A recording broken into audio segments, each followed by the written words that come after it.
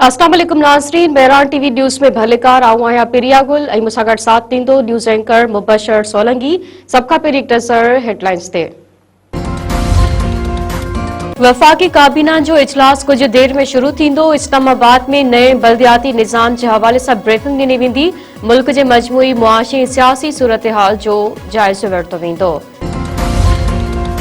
बुछेरी वेझो खौफनाक रोड हादसो, हिकी खानदान जा 3 भाती फौत। मेराण हाईवे ते पक्की चौदगी स्टॉप भैट सां 2 कारुनि में टक्कर। हादसे में काशिफ आराई, ताहिर आराई ऐं अनम आराई मौके ते फौत। 2 मासूम भाइर मोहम्मद अहमद ऐं अज़लान वल्द मोहम्मद महमूद आराई सख्त जख्मी, अस्पताल दाखिल।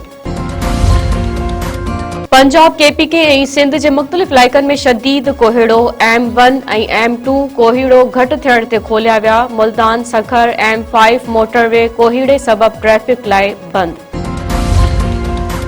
पाकिस्तान ऐं भारत विच में एटमी ठिकाणनि जी मालूमात जी ॾे वठि ॿिन्हिनि मुल्कनि ऐं क़ैदियुनि जी फ़हिरिस्त बि हिक ॿिए सां शेयर करे छॾी। परॾेही खाते जे तर्जुमान ताहिर इंदिराबी चयो आहे त फ़हिरिस्तनि जी ॾे वठि एटमी ठिकाणनि ते हमले खां पासो करण जे मुआहदे तहत कई वई।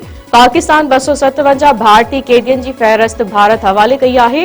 मीडिया खे हफ़्तेवार ब्रीफिंग में परॾेही खाते जे तर्जुमान चयो त पाकिस्तान यमन तकरार जे पुरअमन हल लाइ इलाइक़ाई कोशिशुनि जी आजियां करे थो।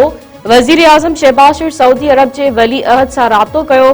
गॾियल अरब अमारात जे सदर ताज़ो पाकिस्तान जो दौरो कयो।